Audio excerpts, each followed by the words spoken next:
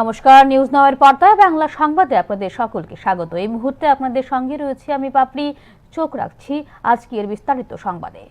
অনিয়ম বরদাস্ত করা হবে না বিজেপি পার্টিতে বলে দলীয় কর্মকর্তাদের উদ্দেশ্যে হুঁশিয়ারি দিলেন মুখ্যমন্ত্রী ডক্টর মানিক সাহা। বিশ্রামগঞ্জে আয়োজিত অনুষ্ঠানে বক্তব্য রাখতে গিয়ে জনজাতিদের আস্থা বিজেপির প্রতি রয়েছে বলেও জানিয়েছেন মুখ্যমন্ত্রী ডক্টর মানিক সাহা।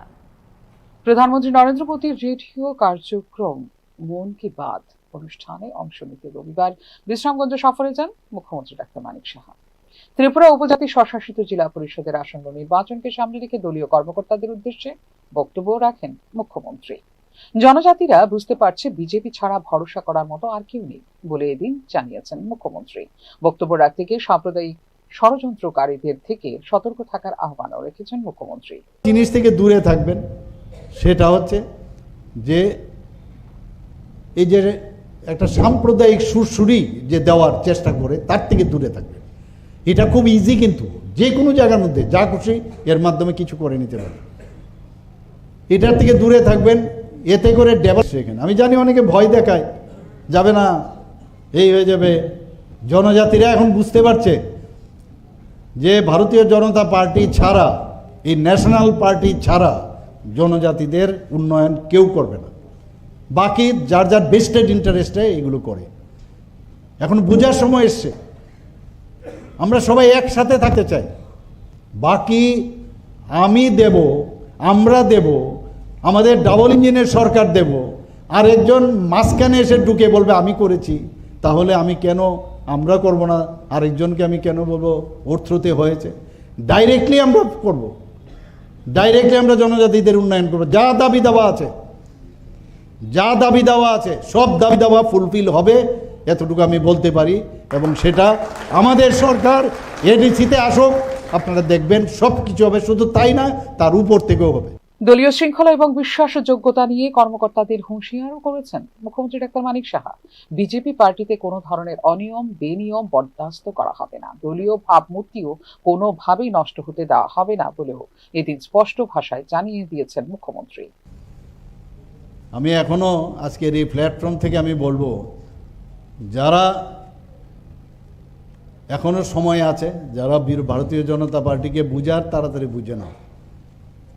কোনো অনিয়ম বেনিয়ম এই পার্টিতে কোনো অবস্থায় বরদাস্ত করা হবে না, এবং সেইভাবেই কিন্তু নির্দেশ দেওয়া হচ্ছে, আগামী দিনও দেওয়া হবে। আর সমঝদার আদমিকে লিয়ে ইশারাই কাফি है। এখনও বলছি, কারণ এগুলো আমরা যে কোনো যদি অন্যায় কাজ হয়, আমরা সাধারণ মানুষের কাছে আমাদের যেতে হবে। তোমার জন্য পার্টি খারাপ হবে, সেটা কিন্তু কোনো অবস্থায় বরদাস্ত হবে না, কোনো দিন আমরা করব না সেটা। হয়তো একটু সময় লাগবে, বিভিন্ন জায়গার থেকে বিভিন্ন খবর আসে, তাহলে ব্যতিক্রম কি রইল? কমিউনিস্টদের সাথে আর কংগ্রেসদের সাথে পার্টি উইথ ডিফারেন্স, মুখে বললাম তো কাজের বেলায় অষ্টরম্বা, লাভের লাভ কি হবে? আমরা বলছি নতুন ত্রিপুরা একটা করতে চাই। নতুন ত্রিপুরা কিভাবে হবে? এবং একমাত্র শান্তির মাধ্যমে, যুক্তির মাধ্যমে, কথার মাধ্যমে, তার চাল চলন বলন সব কিছুর মাধ্যমে ট্রান্সপারেন্সি। ত্রিপুরার রাজনীতিতে সাম্প্রতিক সময়ে সবচেয়ে আলোচিত বিষয়গুলোর অন্যতম হয়ে উঠেছে দল ও প্রশাসনে স্বচ্ছতা বজায় রাখতে মুখ্যমন্ত্রী ডাক্তার মানিক সাহার ধারাবাহিক কঠোর অবস্থান। দুর্নীতি, অনিয়ম ও ক্ষমতার অপব্যবহারের বিরুদ্ধে তাঁর স্পষ্ট বার্তা রাজ্য প্রশাসন থেকে শুরু করে রাজনৈতিক সংগঠন দুই ক্ষেত্রেই আলোচনার কেন্দ্রবিন্দুতে এসেছে নতুন করে। দল ও প্রশাসনের স্বচ্ছতা বজায় রাখতে মুখ্যমন্ত্রী ডাক্তার মানিক সাহার দৃঢ় পদক্ষেপ শুধু তাৎক্ষণিক সিদ্ধান্ত নয়, বরং একটি দীর্ঘ মেয়াদী প্রশাসনিক ও রাজনৈতিক কৌশলের অংশ। ডাক্তার মানিক সাহার এই অবস্থান রাজ্যের রাজনৈতিক পরিসরে বহন করছে একটি স্পষ্ট বার্তা। সরকারের সাফল্য নির্ভর করার শুদ্ধ প্রশাসন ও পরিষ্কার ভাবমূর্তির উপর। এতে একদিকে যেমন বিরোধীদের দুর্নীতির অভিযোগ মোকাবিলায় রয়েছে প্রস্তুতি, অন্যদিকে রয়েছে দলীয় স্তরে অভ্যন্তরীণ শুদ্ধিকরণের ইঙ্গিতও। Bureau report, News Now. বর্তমান মুখ্যমন্ত্রীকে সরিয়ে দেবার চেষ্টা করছে তীব্রামাথা। রবিবার দক্ষিণ তৈবান্দালে আয়োজিত দলীয় জনসভায় বক্তব্য রাখতে গিয়ে অভিযোগই করলেন মুখ্যমন্ত্রী doctor Manik Saha. ককবরকে Roman script নিয়ে বিভ্রান্তি ছড়ানোর চেষ্টা করছে তীব্রামাথা। তবে জনজাতিদের শিক্ষা এবং আর্থসামাজিক উন্নয়নে সরকারের স্ট্যান্ড পরিষ্কার বলেও এদিন জানিয়েছেন মুখ্যমন্ত্রী ডক্টর মানিক সাহা। আমাদেরকে ধরে রাখার উপায় নেই, ভয় দেখে ভারতীয় জনতা পার্টিকে আটকানো যাবে না। আমাদেরকে অনেক সময় এখন তো ওই বলে না যে every action there is an equal and opposite reaction, যেরকম বলবে সেই রকম আমরা করব। মুখ্যমন্ত্রী এখন সরে যাচ্ছে, মুখ্যমন্ত্রীকে সরিয়ে দিবে, ভালো, সরিয়ে দিন, নো প্রবলেম।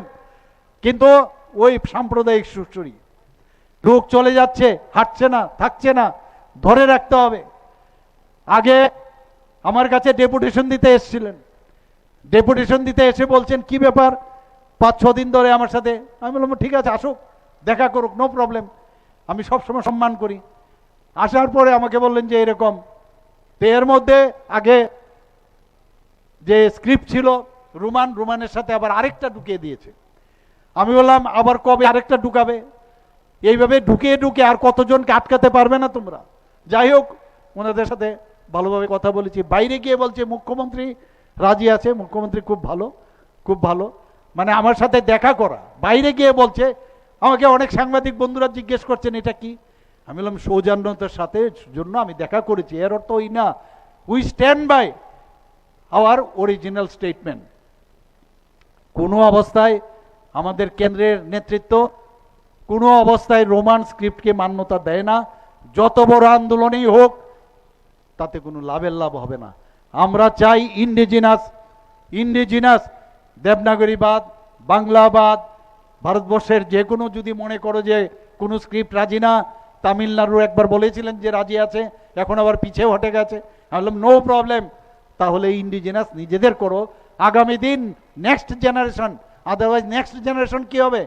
খালি সেই রোমান স্ক্রিপ্ট নিয়ে, ইংরেজি নিয়ে কথা। ইংরেজি ল্যাঙ্গুয়েজ একটা আলাদা, ইংরেজি শিখা একটা, কিন্তু এটাকে দেখুন কিভাবে মানে বিকৃতি করে বলছে।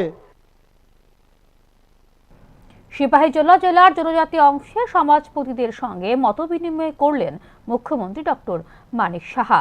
নলছড় ব্লকের কনফারেন্স হলে অনুষ্ঠিত এই বৈঠকে জনজাতি সমাজের সার্বিক উন্নয়ন, সাংস্কৃতিক সংরক্ষণ এবং আধুনিক প্রযুক্তির সঙ্গে ঐতিহ্যের সমন্বয় নিয়ে আলোচনা হয়। বিস্তারিত ত্রিপুরাকে এগিয়ে নিয়ে যেতে জনজাতি সম্প্রদায়ের সমাজপতিদের সক্রিয় সহযোগিতা অত্যন্ত গুরুত্বপূর্ণ। রাজ্যের সামাজিক ঐক্য, শান্তি ও উন্নয়নের ক্ষেত্রে জনজাতি সমাজের ভূমিকা ঐতিহাসিকভাবে অত্যন্ত তাৎপর্যপূর্ণ বলে উল্লেখ করেন মুখ্যমন্ত্রী ডক্টর মানিক সাহা। বর্তমান কৃত্রিম বুদ্ধিমত্তা ও আধুনিক প্রযুক্তি নির্ভরতার সময়ে জনজাতি সংস্কৃতি, ভাষা ও ঐতিহ্যকে কিভাবে আরও এগিয়ে নিয়ে যাওয়া যায় সে বিষয়ে সমাজপতিদের সঙ্গে মতামত বিনিময় হয় বলে জানান মুখ্যমন্ত্রী ডক্টর मानिक साहा। मैं पहली बार किसी मुख्यमंत्री जी के साथ हम लोग इस तरह ये सुयोग मिला है इन लोगों से बात करने के लिए। तो मैंने कहा मैं आप ही लोग जैसा हूँ, ऐसा अलग कुछ नहीं हूँ। तो इन लोग का कुछ क्या क्या सुझाव ये लोग हमारे पास रखा और हमने कहा जरूर हम लोग करेंगे। तो पहले हमने इन लोगों को ये कहा कि आप समाज के लिए काम करते हो और समाज में आप समाज का परिवर्तन जो नॉर्मल घिटा पीछा इतना दिन से जिस तरह समाज चल रहा था ऐसा नहीं होगा। अभी आज मैंने उदाहरण के स्वरूप बताया जो माननीय प्रधानमंत्री जी का एक मन की बात अनुष्ठान में हम लोग देखें कि जो भजन का जो मॉडर्नाइज वे में कुछ लड़का लड़कियां भजन को जिस तरह प्रोड्यूस किया, लेकिन भजन को ठीक रखा। बाकी तो आप लोग जो अभी सिचुएशन में क्या करना चाहिए, कैसे हम लोग आगे बढ़े, और लेकिन पुराना जो आपका जो कल्चर है उसको रखते हुए कैसे करना चाहिए। अभी एआई का मतलब आर्टिफिशियल इंटेलिजेंस का जो हो गया, अभी तो डिजिटल भी खत्म हो गया। तो इनको रख के आप लोग क्या क्या और क्या कर सकते हो, इस मामले में भी आप सोचो। ये लोग रास्ते के बारे में बात कर रहे थे, स्कूल के बारे में बात कर रहे थे। मैं बोला ये सब तो ऑलरेडी हमारा डिसीजन है ही, धीरे धीरे, क्योंकि उन्नयन का तो उसका कोई सीमा नहीं है, लेकिन वो सब कम करेंगे, नोट डाउन भी किए और दे वर वेरी हैप्पी। तो यही बात हुआ इन लोगों के साथ, अच्छा हुआ, 1-to-1 बात हुआ।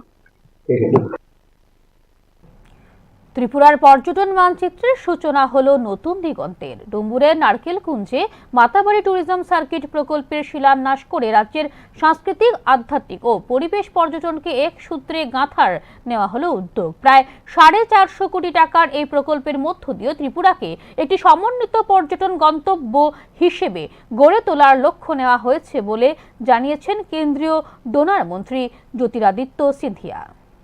ত্রিপুরার পর্যটন মানচিত্রে এক ঐতিহাসিক অধ্যায়ের সূচনা হলো রবিবার। ডুম্বুরের নারিকেলকুঞ্জে মাতাবাড়ি ট্যুরিজম সার্কিট প্রকল্পের শিলান্যাসের মাধ্যমে রাজ্যের পর্যটন উন্নয়নের একটি সুদূর প্রসারী রূপরেখা প্রকাশ করলেন উত্তর পূর্বাঞ্চল উন্নয়ন মন্ত্রকের মন্ত্রী জ্যোতিরাদিত্য সিন্ধিয়া। কেন্দ্রীয় ডোনার মন্ত্রকের প্রায় 450 কোটি টাকার এই প্রকল্পের মধ্য দিয়ে ত্রিপুরাকে সাংস্কৃতিক, আধ্যাত্মিক ও পরিবেশ পর্যটনের এক সমন্বিত কেন্দ্রে রূপান্তরিত করার লক্ষ্য নেওয়া হয়েছে বলে জানিয়েছেন জ্যোতিরাদিত্য সিন্ধিয়া।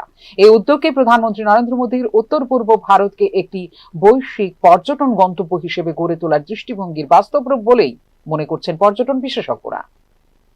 आज 450 करोड़ का टूरिज्म सर्किट का शिलान्यास हुआ है, जो 5 क्षेत्रों को कवर करता है। माताबारी त्रिपुरा सुंदरी माता का मंदिर, उज्जैनता और नीर महल पैलेस, सेफलजला वाइल्ड लाइफ सेंचुरी, छाबीमुरा में हमारे रॉकवुड कट केव्स और डोंबुर में ये 48 द्वीप के साथ मिलाकर इसकी विकास की परियोजना। तो कुल मिलाकर करीब 950 करोड़ रुपए की योजनाएं इस प्रवास में प्रधानमंत्री जी की आशा और विश्वास जो त्रिपुरा में है, मुख्यमंत्री जी का जो सहयोग है, उसके आधार पर संभव हो पाई है। और ये उसी विकास और प्रगति की सोच है जिसके आधार पर अष्टलक्ष्मी हमारे 8 राज्यों को देश के विकास के केंद्र बनाने का जो संकल्प प्रधानमंत्री नरेंद्र मोदी जी का है, उसे साकार कर। এই প্রকল্পের আওতায় নীরমহল, সিপাহীজলা, উদয়পুর, ছবিমুড়া ও ডুম্বুর এই 5টি গুরুত্বপূর্ণ পর্যটন কেন্দ্রকে আধুনিক পর্যটন হাব হিসেবে গড়ে তোলার নেওয়া হয়েছে পরিকল্পনা। অত্যাধুনিক লগ হাট, পরিবেশ বান্ধব cottage, multipurpose car parking, cafeteria, পর্যটক তথ্য কেন্দ্র, সৌন্দর্যায়ন ও নিরাপত্তা ব্যবস্থার উন্নয়নের মাধ্যমে প্রতিটি কেন্দ্রে মানসম্মত পরিষেবা নিশ্চিত করার রূপরেখা তৈরি করা হয়েছে পর্যটকদের জন্য। এই অবকাঠামোগত উন্নয়ন শুধুমাত্র পর্যটকদের সুবিধাই বাড়াবে না, হোটেল, হোমস্টে, পরিবহন, গাইড পরিষেবা ও ক্ষুদ্র ব্যবসায় নতুন কর্মসংস্থানের দরজাও খুলে দেবে স্থানীয় যুব সমাজের জন্য। 3 দিনের রাজ্য সফরে এসে আরো কয়েকটি 100 কোটি টাকার প্রকল্পের উদ্বোধন করা হয়েছে বলে জানিয়েছেন কেন্দ্রীয় ডোনার মন্ত্রী জ্যোতিরাদিত্য সিন্ধিয়া। कुल मिलाकर पहले दिन पर करीब 220 करोड़ रुपए के प्रोजेक्ट्स का शिलान्यास और लोकार्पण हुआ, जिसमें सड़कें थी, सोलर माइक्रोग्रिड जो 750 यूनिट्स, कुल मिलाकर करीब 450 गांव में ज्योति का प्रकाश देने के लिए उत्पन्न हो चुकी है। उसी के साथ स्वास्थ्य के क्षेत्र में भी उसके बाद मुख्यमंत्री जी के साथ एक मैटरनल चाइल्ड हॉस्पिटल का निरीक्षण भी किया, जो 192 करोड़ रुपए का निवेश है। अगरतला डेंटल कॉलेज का भी निरीक्षण किया, जो 200 करोड़ के आधार पर बन रहा है। दोनों प्रोजेक्ट्स अगले जून 2027 तक तैयार हो जाएंगे। तो ये हो गया 650 करोड़। उसके बाद कल उत्तर फुलबरी में जाकर आगर के लिए एक नई योजना त्रिपुरा और असम दोनों के लिए उसका उद्घाटन किया 80 करोड़ रुपए की।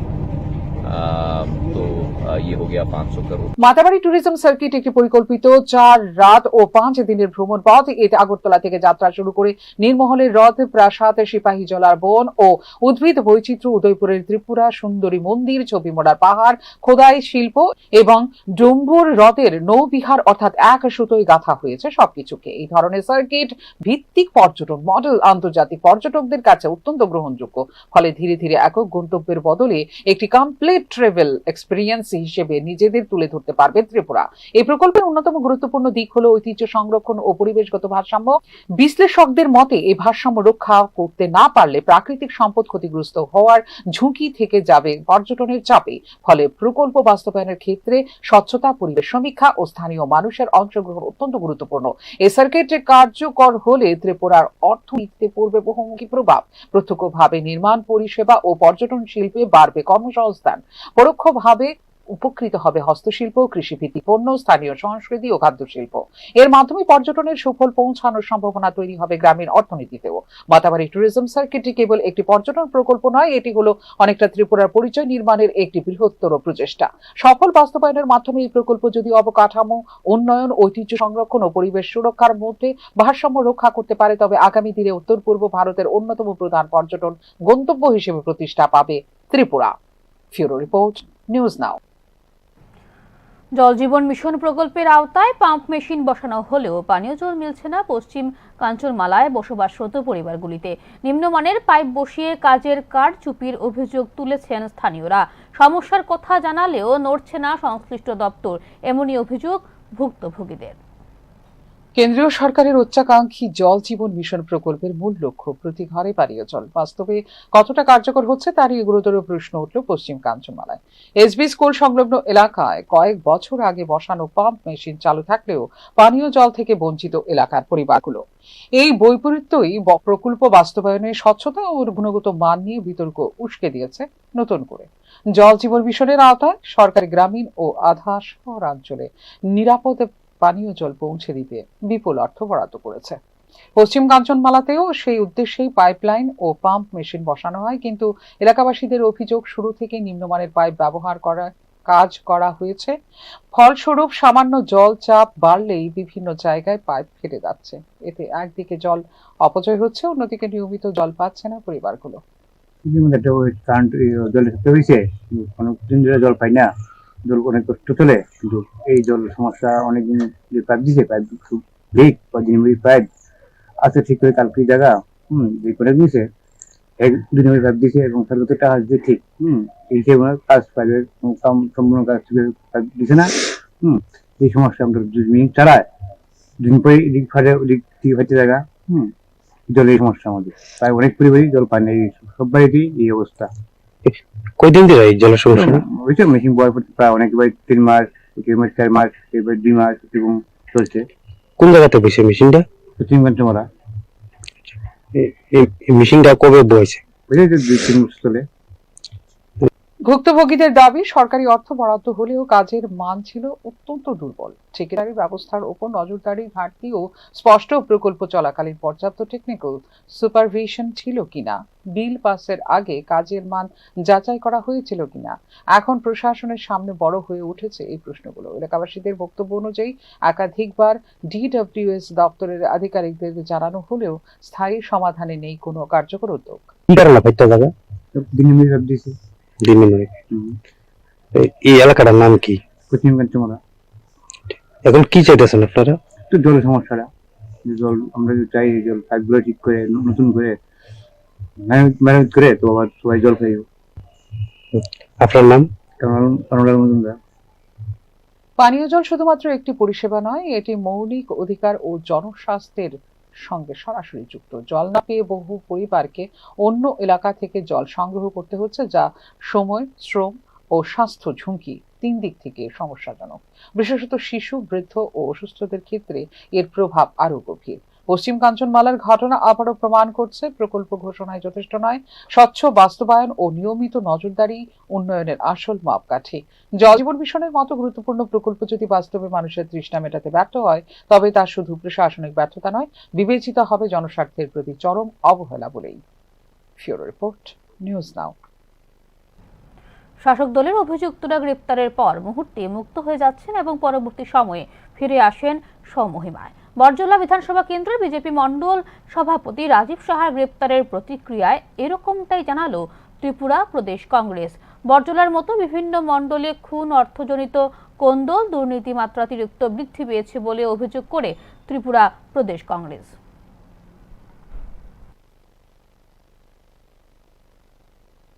কাছে বার্তা দেওয়া যে এই প্রশাসন আইনি পদক্ষেপ গ্রহণ করছে। যাদের বিরুদ্ধে গ্রহণ করা হচ্ছে আইনি পদক্ষেপ, তারা পর মুহূর্তেই মুক্ত হয়ে যাচ্ছে। আবার নতুনভাবে সেখানে গণ্ডগোল বাঁধানোর চেষ্টা হচ্ছে, গণ্ডগোল হচ্ছে। এই বরজলা আজকে কয়টা ঘটনার সাক্ষী। সেখানে খুন থেকে শুরু করে নানা ধরনের অর্থজনিত কারণে সদলীয় গোষ্ঠীকুন্দল মাত্রাতিরিক্তভাবে বেড়ে গেছে। তারপরে কি পদক্ষেপ আজকে এই শ্রমজীবী বিরোধী 4টি শ্রম কোড লাগু, রেগা বাতিল করার চেষ্টা সহ কেন্দ্রীয় সরকারের বিভিন্ন জনবিরোধী নীতির বিরুদ্ধে আগামী 12ই ফেব্রুয়ারির দেশব্যাপী ধর্মঘট সফল করার লক্ষ্যে এক গণকনভেনশনের আয়োজন করা হয় সিআইটিইউ রাজ্য দপ্তরে। কেন্দ্রীয় ট্রেড ইউনিয়ন সমূহ, সংযুক্ত কিষাণ মোর্চা এবং বিভিন্ন গণসংগঠনের প্রতিনিধিরা উপস্থিত ছিলেন এই কনভেনশনে। সভায় শ্রমিক, কৃষক ও সাধারণ মানুষের উপর সরকারের নীতির নেতিবাচক প্রভাব তুলে ধরা হয় এবং ঐক্যবদ্ধ আন্দোলনের মাধ্যমে এর প্রতিবাদ করে তোলার জানানো হয় আহ্বান। নতুন শ্রম কোডের মাধ্যমে শ্রমিকদের অধিকার খর্ব করা হচ্ছে, কাজের নিরাপত্তা নষ্ট করা হচ্ছে। পাশাপাশি রেগা বাতিল করে নতুন আইনে গ্রামীণ গরিব মানুষের জীবিকা বিপন্ন করা হচ্ছে বলে অভিযোগ করা হয়। জি রামজির নামে যে অধিকার দেওয়া হয়েছে, এটা হচ্ছে বাজেটের উপর নির্ভর করে তার কাজের অধিকার হবে। আমার বাজেটে যদি অর্থ থাকে, টাকা থাকে, তখন আপনি কাজ পাবেন। কাজ পাওয়ার অধিকার পর্যন্ত যেটা ছিল এটা পর্যন্ত ছিনিয়ে নেওয়া হয়েছে। এই করে সমস্ত শ্রমজীবী অংশের মানুষের যে অধিকার, এটা একটা একটা করে ছিনিয়ে নেওয়ার চেষ্টা হচ্ছে। তাই কোনো মানুষের শেষ যে অস্ত্র, এটা হচ্ছে ধর্মঘট। এছাড়া মানুষ বাঁচবার কোনো রাস্তা নেই। শেষ অস্ত্রটুকু ব্যবহার করে মানুষ তার অধিকার বজায় রাখবার চেষ্টা করছে, যে অধিকারকে ছিনিয়ে নেওয়া যেটা চেষ্টা চলছে, এটাকে আটকাবার জন্য লড়াই চলছে। এই লড়াই দেশের সাধারণ মানুষের লড়াই, শ্রমজীবী অংশের মানুষ। এই লড়াইকে বাদ দিয়ে দেশের উন্নতি কোনোদিনই সম্ভব না। দেশের 70% মানুষের তার যে অধিকার, এটাকে বাদ দিয়ে দেশের অগ্রগতি কোনোদিনই সম্ভব না।